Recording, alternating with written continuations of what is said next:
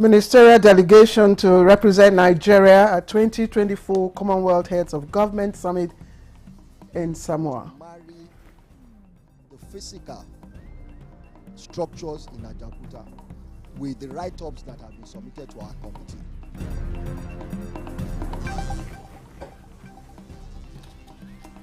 Senate moves to revive Ajaokuta Steel Company.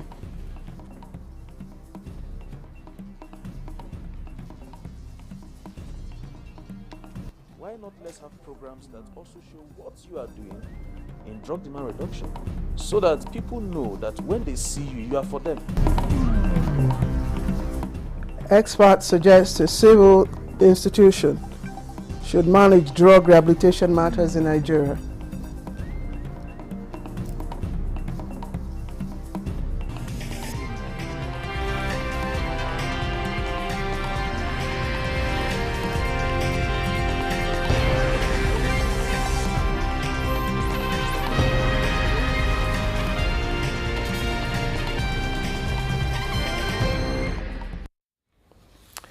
Good afternoon and welcome to News Desk Count 3 here at Nta News24. We are live in our studio here in Abuja. I am Claire Adelabu Abdulrazak. And Vice President Kashim Shettima's trip to Samoa to represent Nigeria at the 2024 Commonwealth Heads of Government Summit has been cancelled after a foreign object hit his plane during a stopover at JFK Airport in New York. In a statement by the Special Advisor to the President on Information and Strategy, Payo Ononuga, said the foreign object damaged the cockpit windscreen of the plane, and President Tinubu, acting promptly, has approved a ministerial delegation to represent Nigeria at the summit in Samoa capital while the plane's repair has commenced. The delegation is being led by the Minister of Environment, Balarabe Abbas Lawal, as the summit began on the Pacific Island on October the 21st and will end on the 26th of October. The statement says Vice President Kashim Shettima and Foreign Affairs Minister Yusuf Togo have left New York for Nigeria. And the promise by President Bola Ahmed Tinubu to fulfill the commitment made by the previous administration to establish a UNESCO International Category 2 Media and Information Literacy Institute in Nigeria has been fulfilled. The Minister of Information and National Orientation, Mohammed Idris, at a symposium to mark 2024 Global Media and Information Literacy Week in Abuja, assures of citizens' empowerment with relevant tools to navigate the dynamic information environment. Our correspondent Sadihu Abdullahi Gwanara reports. All right, we'll bring you that story once we have it. To Health Matters, the Joint Health Sector Workers Union, JOHESU, and Health Professional Association, AHUA, have declared 7 days warning strike with immediate effect to drive home their unmet demands earlier made to the federal government. National Chairman of JOHESU, Kabiru Ado Minjibir, made the declaration after an expanded National Executive Council meeting of the affiliate unions held in Abuja. From Medical and Health Workers Union of Nigeria, MAUN, Nigerian Union of Allied Health Professionals, NUAP, Senior Staff Association of Universities, Teaching Hospitals, Research Institute and Associated Institutions, SouthRide, Non-Academic Staff Union of Educational and Associated Institutions, NASU, with effect from midnight of today, 25th October 2024, in the federal health institutions, shall embark on 7 days strike action. However, if at the end of the 7 days warning strike, the federal government fails to meet our demands, JOHESU have no other option than to embark on an indefinite strike action. That was JOHESU and AHUA indicating the intent to declare a strike. And to legislative matters, the Senate is making another push to revive Nigeria's steel industry, as it commences investigation of the nation's largest steel company in Ajaokuta, Kogi State. National Assembly correspondent Issa Mohammed reports on the visit of the investigative committee to the company. Ajaokuta Steel Company Limited was established in 1979 under the then President Shehu Shagari administration with the core mandate of steel production to fast-track industrialization. At 98% completion, it became a dash hope as its early small-scale fabrication and iron rod production appears to be the only sign of life in the mega factory. Efforts of the current administration and commitment of the 10th Senate to revive the company are seen as promising. Working the company round the moribund facility, the acting chief executive, Kanwal Atongs Joseph, says the management is implementing measures despite challenge of funding and other logistics to bring life to the company's production line. They are making efforts to put things in order. The committee observes that at the moment, the company only carry out facilities maintenance.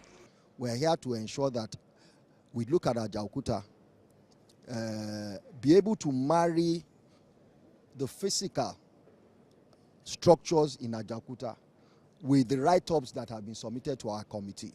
That is why we are here. You give an impression that everything is working. Then we will go back and tell the president, don't do anything, everything is working. And that's the mistake we have made time after time by misrepresenting the real issues on ground. From Ajaokuta Steel Company in Kogi State, Issa Mohammed, Nta News. And now with the federal government's determination, to escalate exploration of crude oil production across Nigeria, being designated an oil producing state is no longer enough for Kogi State. Governor of the state, Ahmed Usman Ododo, is therefore taking concrete steps to making the state a real player in the oil industry. And Lydia Sampson gives us the details. With dwindling global funding on fossil fuel, the Minister of State Petroleum Resources Oil, Henneke Lokobiri, says getting crude oil out of the ground speedily is key, and government cannot do it alone. Our ambition here as government is to see how we can make the necessary investments, so that there will be more money for all the 3 tiers of government. Because these are federation assets. Whenever we increase production and the money comes in, it goes to federation account. It is distributed to all tiers of government. And that is why we don't want to relent in our effort towards ensuring that we ramp up production. The Kogi State Governor is on the same page. He says his visit is mainly to collaborate on the prompt harnessing of the enormous natural resources the state is endowed with. We want to unlock our potentials to make sure the natural gifts gifted us by Almighty, by God Almighty, start working for us during your own time. We are here today to present ourselves to you to please hold Kogi State as your baby state. With Kogi State strategically located as a confluence state and already designated an oil state, they are optimistic if oil is found in commercial quantity, it will not only make the state a real player in the oil and gas, but also double government efforts to increase production. In Abuja, Lydia Sampson, Nta News.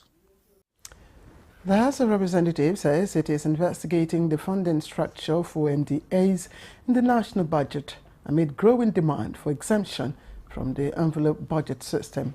An interface between House Committee on National Planning and Economic Development and institutions of government was convened on the issue. A National Assembly correspondent Joshua Ogunjide has the details. The interface seeks a robust budget for government institutions different from the envelope regime, which over time has been a source of concern.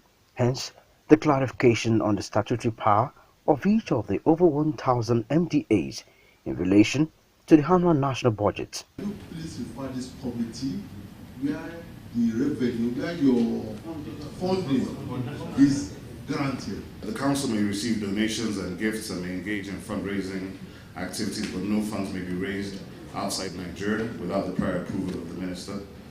the House Committee and even the Senate are already working on the review of the UBEC Act. The fears of the staff members are that if something happens, for instance, if there is disruption in academic calendar and there is no admission that year, where would they get their salary from? This act has been coming and going like a people of body shrink, and it has not got this final approval, and I'm pleading. This is actually within this and other agencies that not warrant us to be available. The committee says there will be no backdoor passage for defaulters. NBRRI, please note that the committee has resolved that until we establish their status, legal status, they should be number one on our recommendations to the House. On no account should they appear on the national budget for 2025. This amendment, according to stakeholders, is pertinent in its dimensional review of budget ceiling and development of a research framework. The committee is expected to submit its findings and recommendations to the Green Chamber for consideration and approval. From the National Assembly, Joshua Ogujide, Nta News. The Central Bank of Nigeria, CBN, has refuted claims that the old 200, 500 and 1,000 naira notes will cease to be legal tender on December 31st, 2024. Statement by Acting Director Corporate Communications of the bank, Hakama Sidiali, says the Supreme Court's November 29, 2023 order, which extended the validity of old notes indefinitely, remains in effect. Both old and redesigned notes will continue to circulate, and all CBN branches will accept and issue them through deposit money banks.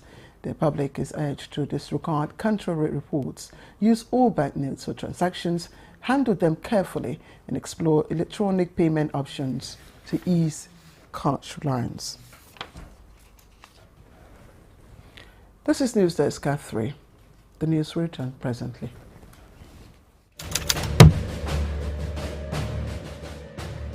My administration took over leadership of our country 16 months ago at a critical juncture. The economy faced many headwinds and our physical security highly impaired. We found ourselves at a distant crossroad where we must choose between two paths: reform for progress and prosperity, or carry on the business as usual and collapse. We decided to reform our political economy and defense architecture.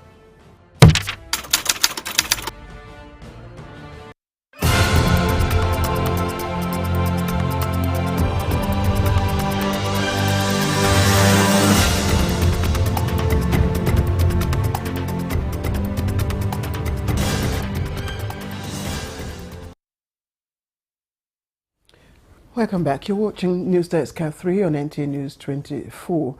Now, concerned Nigerians are suggesting that a civil institution managed drug rehabilitation matters in Nigeria, and they were reacting to the Drug Awareness and Rehabilitation Bill currently under scrutiny at the Senate.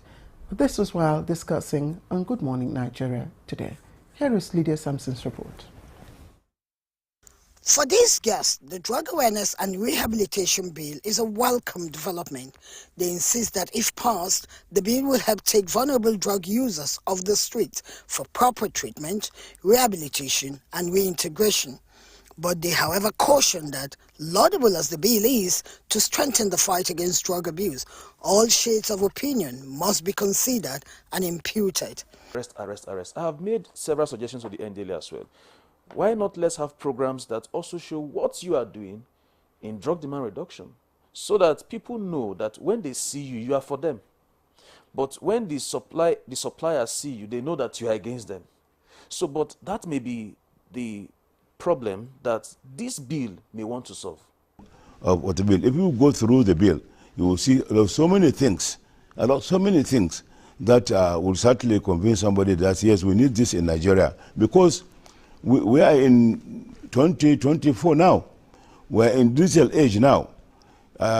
You see, we're always improving.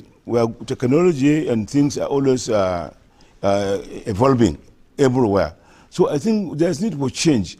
They explained that the National Drug Law Enforcement Agency NDLA status as a paramilitary organization places a limitation on its ability to address drug demand issues, hence the need for a new institution that will earn drug users' confidence and is not paramilitary in outlook. We need a body that does not bear arms so that the people can let you into their world. These are young people we are talking about. Their perception, the way they perceive NDLA is that, oh, these people would throw us into jail. Oh, is it not these people?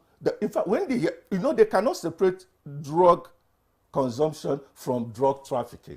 They don't understand that the NDLA has empathy for those who are involved in drug use and would want to rehabilitate them. We should strengthen the provisions of the Mental Health Act, have a department, a commission for mental health and ensure that we provide high quality care integrated into primary care. The proposed institution, the guests believe, will offer specialized treatment options as well as inclusive care, which will help address stigmatization. In Abuja, Lydia Sampson, Nta News. And several health crises contending national growth, emerging realities shaped by climate change can best be mitigated by strong multi-sectoral collaboration as improving health outcomes top the agenda of the federal government. Coordinating Minister of Health and Social Welfare, Professor Ali Party, highlighted this at the Future of Health conference that was held here in Abuja. Olusheye Adiagbo was there. Nigeria has faced significant climate-related disruptions like flooding and droughts. These have led to sharp increase in climate-sensitive diseases, even exacerbating infectious and non-communicable diseases. For the Coordinating Minister of Health and Social Welfare, the renewed Hope sector-wide approach on health is designed to navigate all these challenges. Investing in primary health care, because that's the basis for resilience to deal with many of these challenges and to cope with the challenges that are emerging. To the value chain, creating avenues where responding to climate also creates an economic value, whether it's in solarization of our facilities and other ways that we're adapting to this challenge. But also looking at the impact of climate change on very vulnerable populations, for example, pregnant women. So this conference today is looking at how we can translate the evidence that we see in front of us of the impact in climate change to action that leads to us responding with adaptation methodologies, and also not forgetting that we need to also mitigate some of these impacts. Nigeria is taking very strong steps. We're yet to realize the results. We're at the very beginning of this journey, but I am extremely hopeful and optimistic that we're moving in the right direction to be able to reach those people that are most vulnerable in Nigeria and to ensure that we do not get to see a life that is lost because of the climate crisis. The 2024 Future of Health Conference, a program at Nigeria Health Watch to drive impactful solutions for the country's healthcare system, is themed From Evidence to Action, Building Resilience at the Climate Health Nexus. Abuja, Olusheye Adiagbo, Nta News.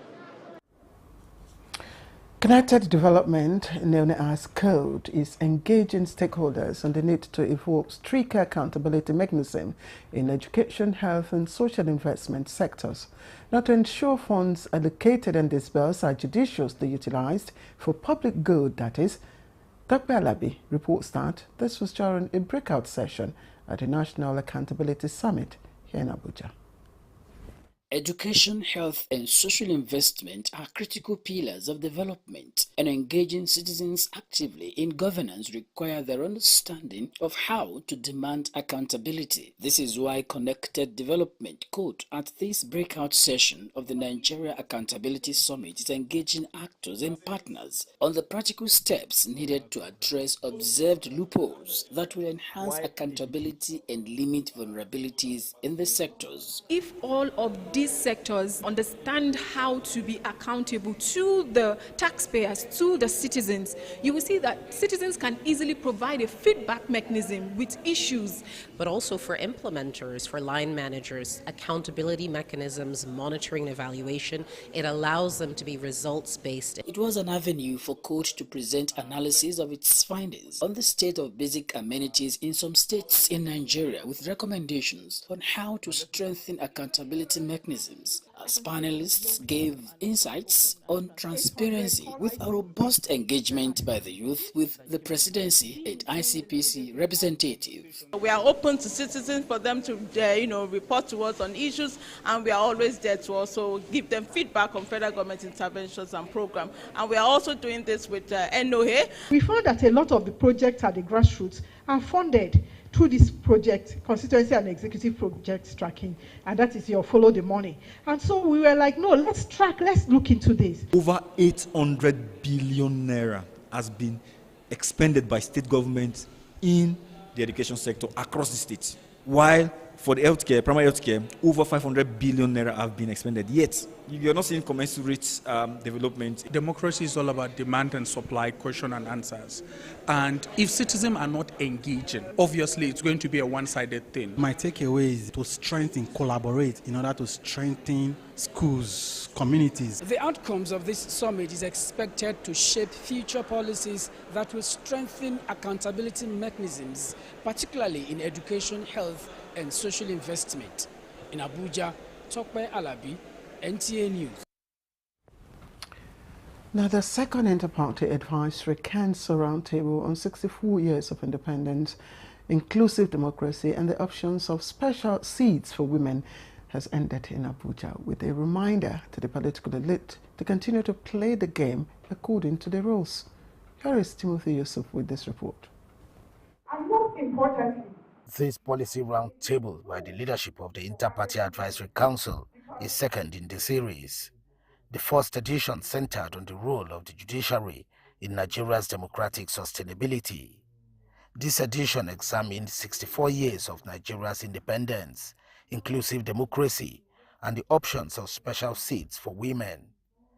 IPAC believes that this is important as the National Assembly is currently reviewing the Constitution and the Electoral Act with a view to amending them and ensuring full citizens' participation in politics, democracy, and governance. Political parties, they have their own Bible, they have their Quran, which is the Constitution, which is the manifesto. We have been talking to ourselves, and for the first time, you see, IPAC have established a directorate for women and that of the youth too. So what we'll do is to ensure or mandate all the political parties to see that the representation of women is increased, to a proportionate level with that of women and youth. IPAC also assures that it will ensure that no voice is left unheard and no person is left behind in the onerous task of building a greater democratic nation.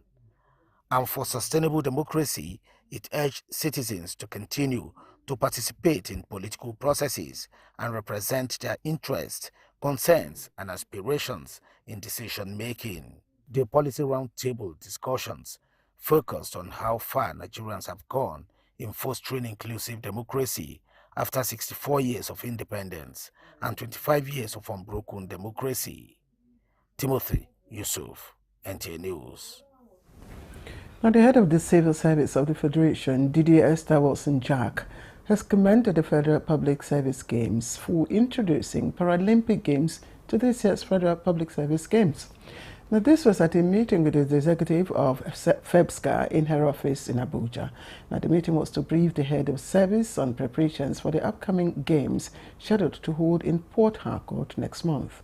Wilson-Jack acknowledged the critical role of the critical role FEPSA plays in the service, emphasizing that the games serve as a main channel for civil servants to bond, keep healthy, and create room for networking amongst civil servants for lasting friendships while promoting unity. She thanked the Rivers State government for agreeing to host the 43rd edition of the Games and is optimistic that the Games will be a success.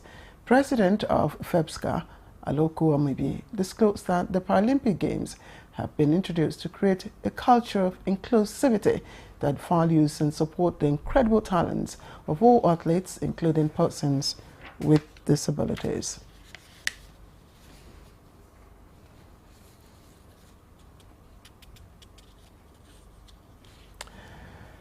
Let's remind you of top stories.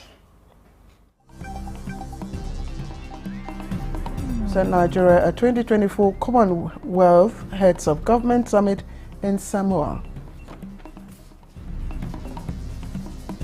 To marry the physical structures in Ajaokuta with the write-ups that have been submitted to our committee.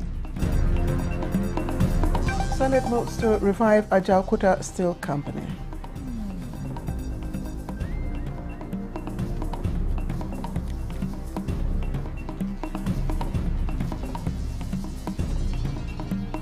Why not let's have programs that also show what you are doing in drug demand reduction, so that people know that when they see you, you are for them. Experts suggest a civil institution manage drug rehabilitation matters in Nigeria.